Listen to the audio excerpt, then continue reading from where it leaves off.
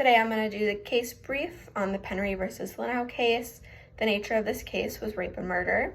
Johnny Paul Penry was a 22-year-old man who was convicted of rape and murder.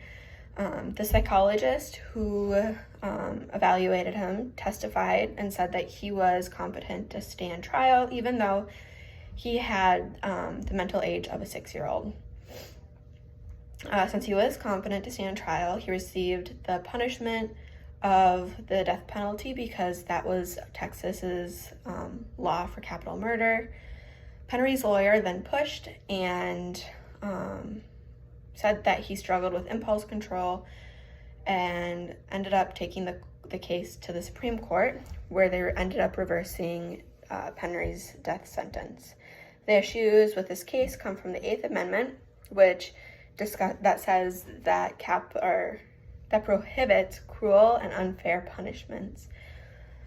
The big question of this case was if Penry's mental disabilities prohibit him from receiving the death penalty. In this case, the jury was not talked to about his mental disabilities. They were not aware of the situation, so they withheld the evidence from them, leading the jury to make an unfair punishment. For the holding of this case, Penry was competent to stand trial, but he did struggle with his impulse control and understanding the difference between right and wrong. They did not take this into consideration with the original punishment. They said that the Constitution was violated with determining his sentence of the death penalty. The other question in this case was if the Constitution prohibits executing a mentally challenged criminal.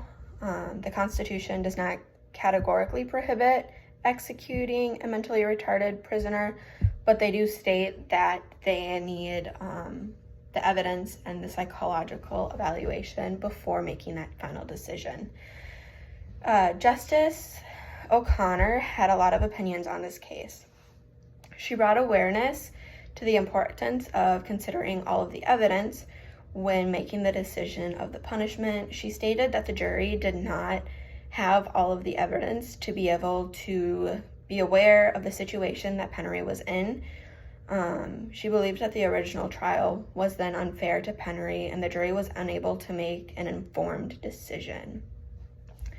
The reasoning behind this case is that Penry's lawyer found the death penalty unfair due to Penry's mental disabilities, which is why it was brought to the Supreme Court. Texas gave him the death penalty because it was the law in that state, but they did not take into consideration his mental disabilities.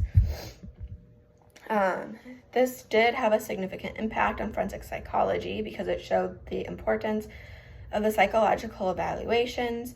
The impact that I had on the criminal justice system was more so that it was more that they need to be informing and educating the jury before trials, especially when it comes to cognitively challenged individuals. So overall, in this case, it showed the significance of having all the proper information to make a well-informed decision, and hopefully this case ended up helping others with disabilities who are facing the court.